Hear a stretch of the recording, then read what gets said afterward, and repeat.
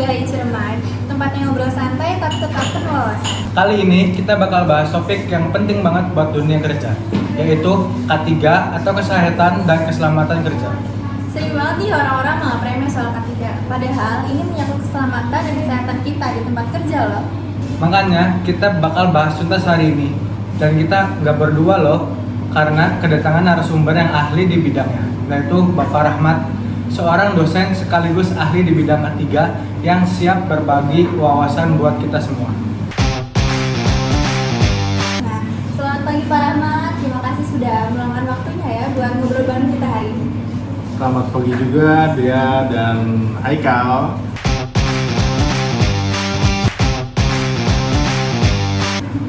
Kali ini kita akan berbagi tentang wawasan K3 di podcast ini.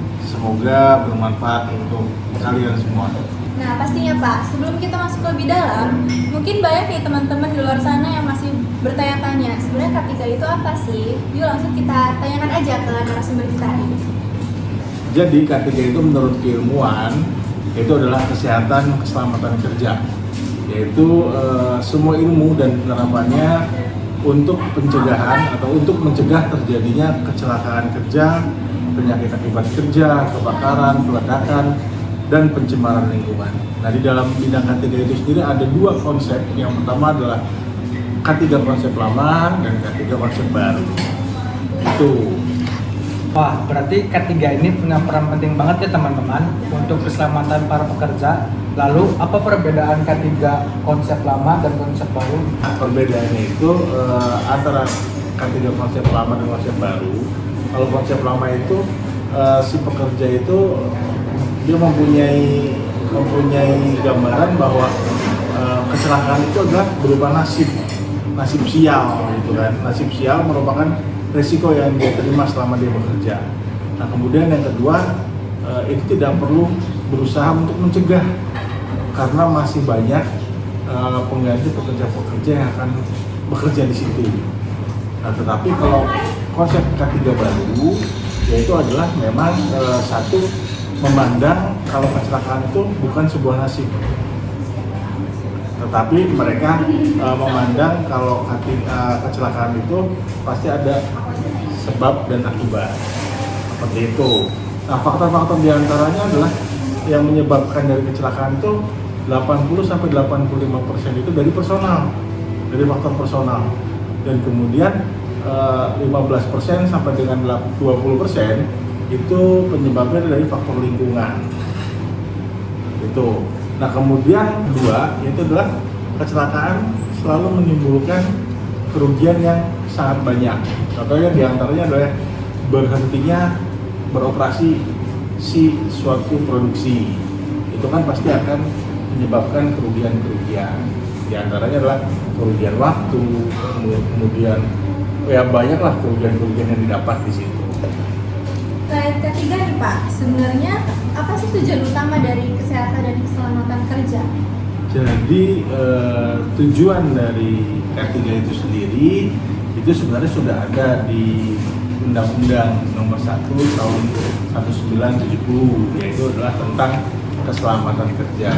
Di situ tujuan adanya K3 itu adalah yang pertama, dia dapat melindungi dan menjamin keselamatan setiap tenaga kerja dan orang lain yang ada di tempat kerja itu. Kemudian yang kedua, dapat menjamin setiap sumber produksi yang digunakan secara aman dan efisien. Kemudian yang ketiga, dapat meningkatkan kesejahteraan serta produksi si perusahaan tersebut. Itu tujuan dari K3. Nah Pak, dalam dunia kerja itu pasti ada saja insiden K3 yang terjadi.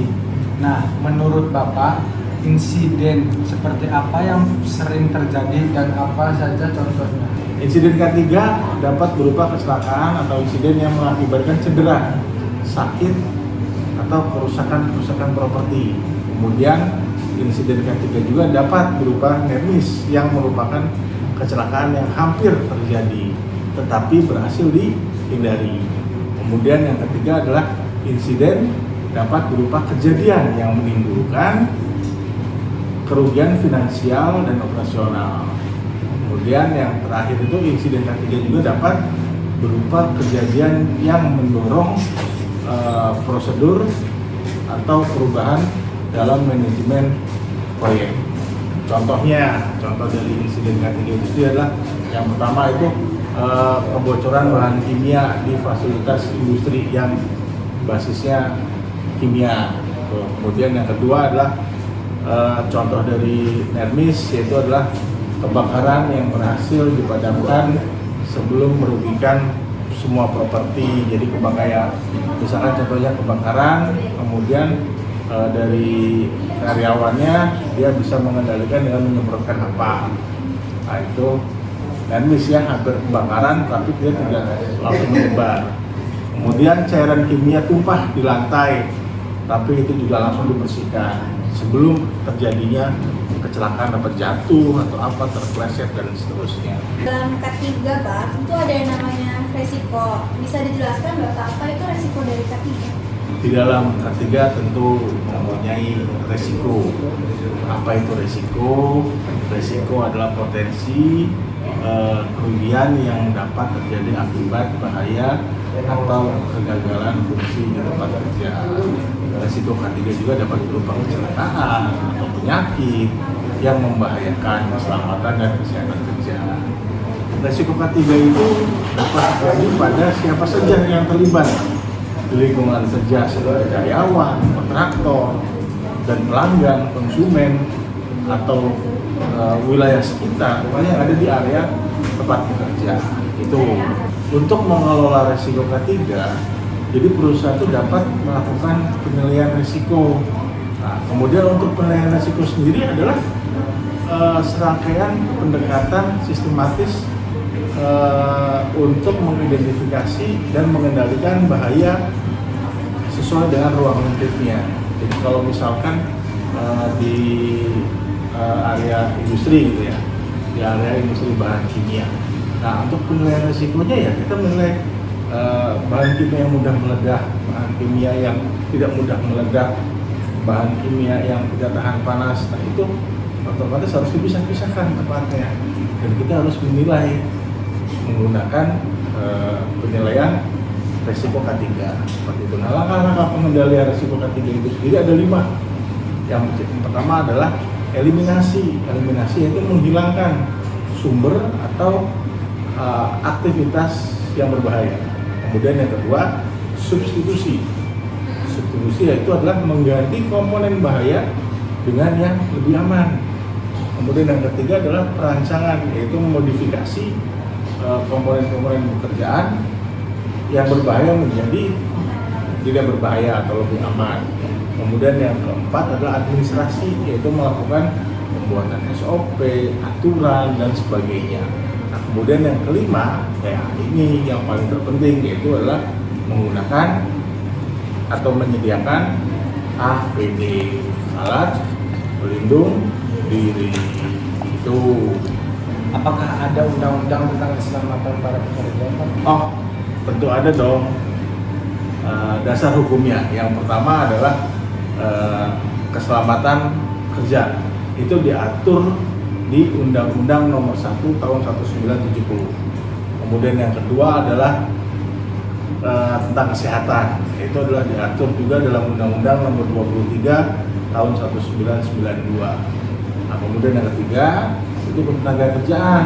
Itu juga diatur dalam Undang-Undang, yaitu Nomor 13 Tahun 2003. Pak, kenapa logo K3 itu seperti ini? Apa makna dari bentuk logo seperti itu ya? Kalian tahu nggak logo yang kayak gini? Ada palang hijau, kemudian bergerigi. Kalian itu nggak geriginya ada berapa? Nah ini semuanya ada maknanya loh. Jadi yang pertama itu arti makna dari palang, tanda palang. Itu artinya bebas dari kecelakaan dan penyakit akibat kerja. Nah kemudian arti makna dari roda gigi. Nah, roda gigi ini artinya bekerja dengan kesegaran jasmani dan rohani. Nah, di balik ini semua ada warna putih. Nah, arti makna warna putih itu sendiri itu adalah bersih dan suci. Nah, yang dibalut bergerigi dengan pala itu warna hijau. Itu dia juga punya arti makna, yaitu adalah selamat, sehat, dan sejahtera.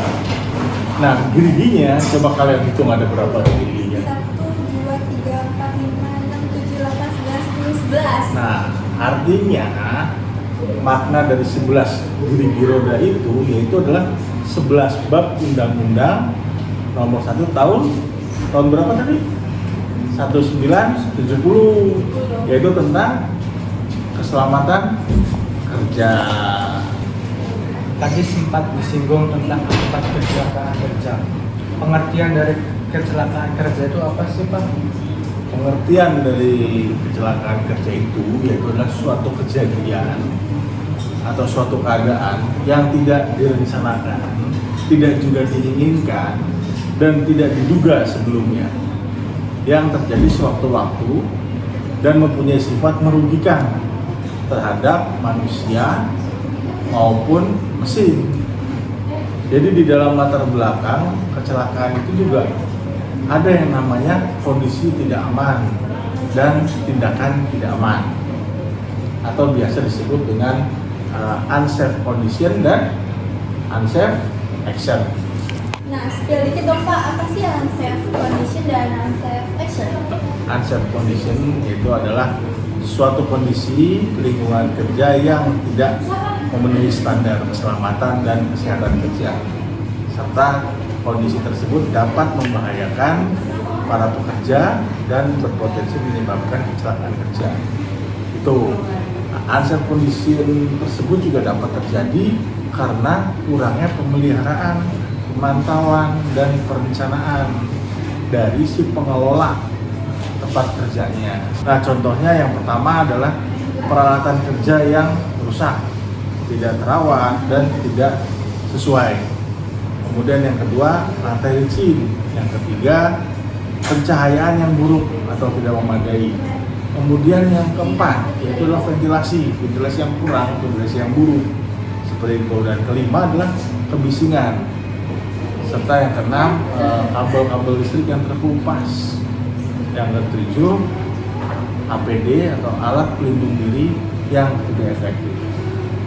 Nah, kalau untuk unsafe action ya, itu adalah perilaku yang meningkatkan resiko terjadinya kecelakaan kerja ketika pekerja itu tidak mengikuti prosedur yang baik dan benar.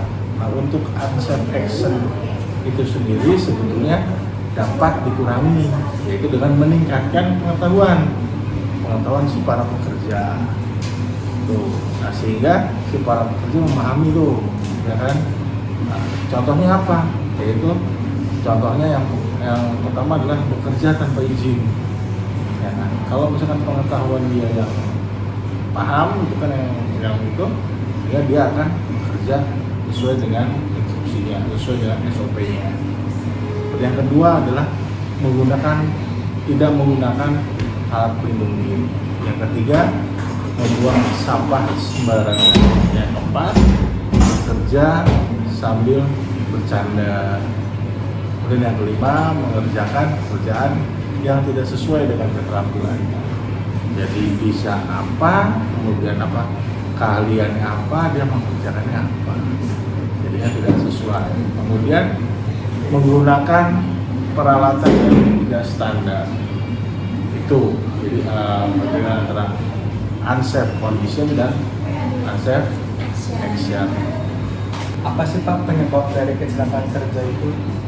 Penyebabnya ada 3. Penyebab dari kecelakaan kerja itu ada 3. Yang pertama adalah kapasitas kerja, yang kedua beban kerja, yang ketiga lingkungan kerja. Kapasitas kerja adalah kemampuan seseorang bekerja untuk menyelesaikan pekerjaannya dalam suatu medan kerja tertentu. Jadi kemampuan seseorang itu kan berbeda-beda.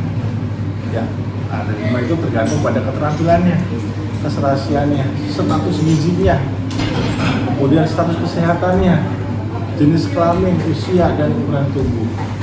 Kenapa ukuran tubuh di sini disebutkan? Ada yang tinggi, ada yang pendek. Bukan body shaming loh ya. Ya kan? Nah, so begini, bisa karena ada contoh seorang tenaga kesehatan ya, tapi dari kesehatan kan. Nah, contoh tenaga kesehatan itu kalau misalkan seorang perawat atau seorang bidan yang tingginya tidak sesuai standar, dia mau menolong Pantus bagaimana? Ya kan, harus pakai tangga dulu untuk menggapai tubuh seseorang. Gitu. Nah, kemudian yang kedua, sama, yang tadi contoh yang pertama juga sama. Misalkan ada yang orangnya tinggi, tetapi bekerjanya atapnya yang pendek, sehingga dia harus membungkuk. Nah, kalau membungkuk lama itu tidak bagus ya. Nah, itu akan menyebabkan kecelakaan kerja. Gitu. Nah, kemudian yang kedua itu beban kerja. Nah, beban kerja sengumpulan atau sejumlah kegiatan yang harus diselesaikan oleh pekerja dalam jangka waktu yang berlebihan. Jadi beban kerja terlalu banyak, ya kan, lembur gitu kan. Jadi kan kita kan manusia ada batasnya, makanya kan ada batas bekerja itu 8 jam sehari dengan perhitungan istirahat 1 jam gitu kan. Atau misalkan orang itu dipaksakan untuk lembur sampai dengan 10 jam dengan istirahat 1 jam, apakah ini cukup? Nah, itu ada perhitungannya semua nanti pada saat mata kuliah ketiga.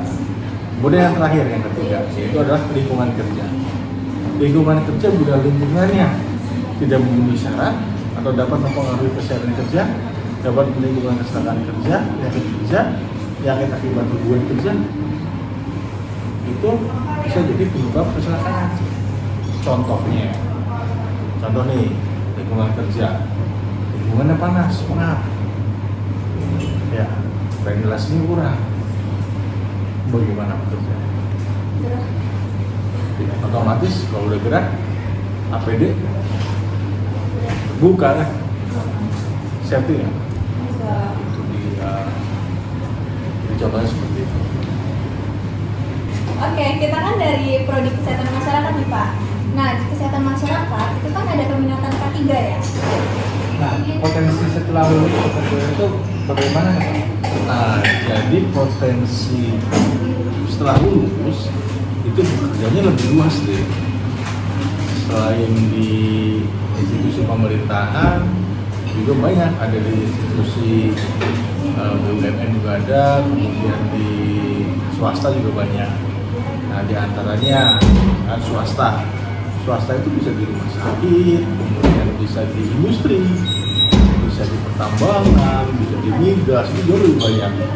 Nanti setelah lulus dari peminatan K3, kemudian adik-adik ini mengikuti pelatihan K3 umum.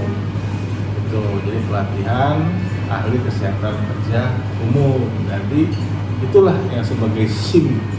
Kalau dalam mengendarai sepeda, mengendarai motor punya SIM kan. Nah, ini SIM-nya itu sertifikat A3 umum. Jadi setelah lulus mengambil itu, kemudian nanti bisa menjadi seorang tenaga ahli K3 yang dibutuhkan banyak di perusahaan, dan gajinya kan itu besar-besar. Untuk kesehatan dan keselamatan kerja. Itu ada itu. Itu dia podcast kita hari ini tentang K3. Ternyata K3 bukan cuma urusan perusahaan, tapi juga tanggung jawab kita semua. Betul banget. Dengan menerapkan K3, kita bekerja dengan lebih aman dan nyaman. Yuk, mulai dari sekarang kita tingkatkan kesadaran dan pentingnya K3. Jangan lupa selalu patuhi aturan keselamatan, gunakan APD dengan benar, dan lambangkan setiap potensi bahaya yang kamu temui. Kalau kalian punya pengalaman menarik atau tips seputar K3, jangan lupa untuk berbagi di kolom komentar atau medsos kami. Sampai jumpa di episode selanjutnya. Tetap sehat, tetap aman, dan tetap produktif.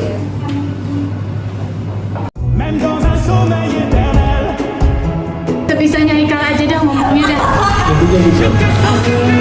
Ya bisanya begini tadi gimana? Bentar hari ini deh. Pastinya Pak. Pemasak. Dah. Itu dia kayak gitu. Mulai dari sekarang. skip. Tas Kayak gini kita sampai habis kopi.